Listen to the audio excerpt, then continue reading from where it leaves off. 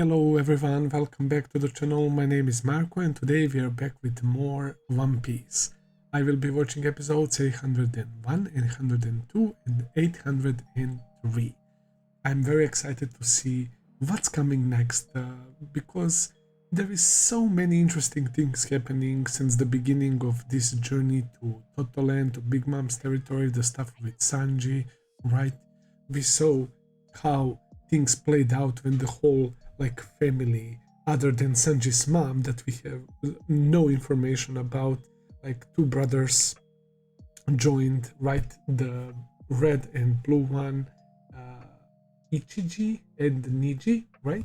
Number one and number two, and they were treating Sanji pretty much as Yonji, right? Not as aggressive as Yonji, but they're still being absolute pieces of shit, especially the blue guy who threw that plate with food on it to that maid cook, right? That was such a disgusting thing to do, man. And of course, my boy Sanji steps in and catches the plate. The lady was not harmed, but the food dropped on the ground, right? And we know that Sanji values food on a very, very special level, right? And that he would feed anyone who is starving, no matter their background, because Sanji was on a starving he was starving for like a month together with Zeff on that island, waiting for somebody to save them. He was on the brink of death because of the starvation, so we know how much it means to Sanji, man. And we have Luffy against Cracker, which was pretty fun battle to follow. It's not like it's like some, how to put it, insane battle like against Doflamingo in terms of like combat, but it's interesting to see Cracker's powers, right? And him constantly like creating, clapping heads and creating more of those soldiers, right? Pedro and Brook are infiltrating. They came to that gate, right? By using one of those Cracker soldiers, actually. So Luffy used Gear Fort, and that's what made Cracker show up, like show his true form. He looks kinda dope. I like his design and hairstyle. Definitely prefer this to how his soldier looks. So it was interesting to see Luffy like trying to find a fast solution, and it's like he used after images or something, and he spawned like 6 fourth gear arms, and he was using basically like a Gatling to get rid of all the soldiers. But the battle is still not over, man, which is insane. He has a bounty of 860 million, I believe, which is crazy, man. Like the bounties recently with Jack and now with this guy, bro. We are clearly dealing with something very, very like higher level than before. So yeah, we didn't even like get to see Big Mouth. Chopper and Carrot are still in that mirror world, I guess. Sanji was with Pound, right? Using Beaver Car to handle the homies and that big tree, King Baum or whatever. So yeah, excited to see what's next. Let's dive right into it.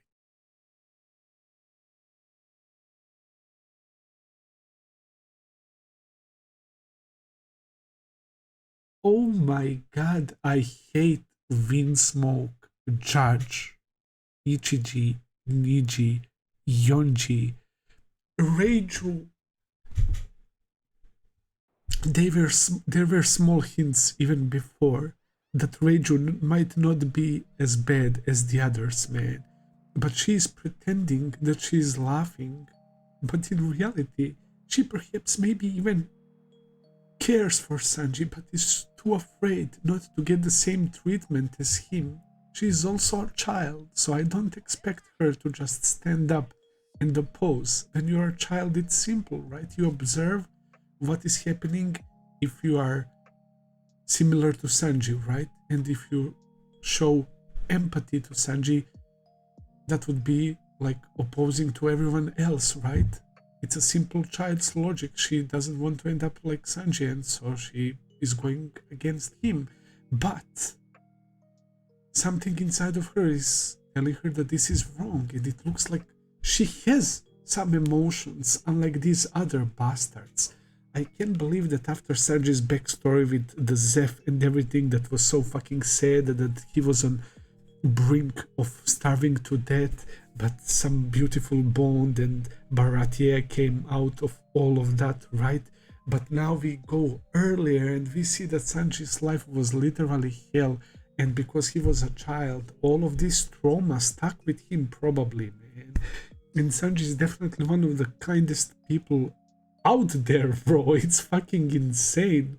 And one fact that I love is that Sanji, without those like bloodline elements that were like successful with the others and not with him, that he still became this powerful. And I don't even care. I think that Sanji can whoop all of their asses. I don't know if against all of them at the same time, but I think that Sanji is definitely stronger 1v1 against all of his siblings, man. I have no doubts about that, man. And one way or another, Oda will find the way to showcase that power that Sanji has, right?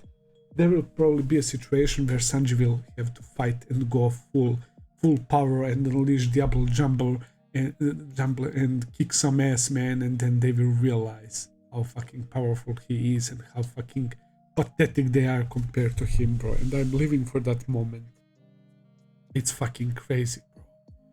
I love this stuff with Sanji. I'm completely absorbed in it. I can watch this all day, man. But him getting the treatment like similar to how Scarlet was treated in Dressrosa, but of course completely different reasons, when they orchestrated her death so that she can go and live with Kiros. Now, it's because this motherfucker judge deems Sanji a failure and he's too embarrassed to call him his son.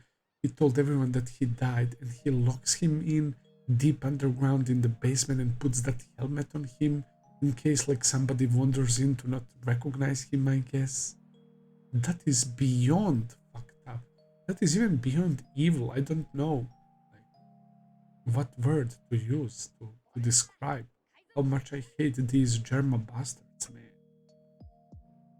Let's not forget that this guy, Niji as well, he beat up that maid. Like, he remembered what happened during the dinner, right? And he waited that she will be alone in the alleyway, right? And she was seeing Sanji in reflection, like she's actually liking Sanji, right? And then this bastard appears, right? And he just beats her up until she goes unconscious, man. And later on, when she started crying, bro, like I felt like somebody was squeezing my heart. That scene was very, very heavy to watch, man. And Sanji witnesses that and knows that he can't do anything, otherwise Zeff will be in danger. They're throwing food on the ground, they're beating up women, they're taking Zeff hostage, right? Not like physically, but they're threatening him with the blood being spilled in East Blue, right? They're orchestrating marriage against his will, they're separating him from his family, from the Straw Hats.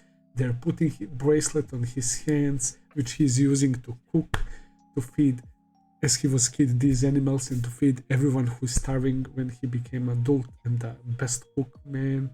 Like, every single thing that Sanji stands for, they're stepping and spitting on it, man. And I find it so hard to watch that, bro. And that's why I can't wait for Sanji to show them that he's above all of them, man. And we saw like the picture, but not quite the same, the full face of Sanji's mother, and the way this guy like cracked that picture. It's like he didn't even care for his wife. Who am I kidding? He 100% didn't care for her. He probably wanted, like, based on his character so far, I wouldn't be surprised if he wanted somebody like with amazing genes, somebody very like extremely beautiful and strong, right? So that his children will be like the best possible.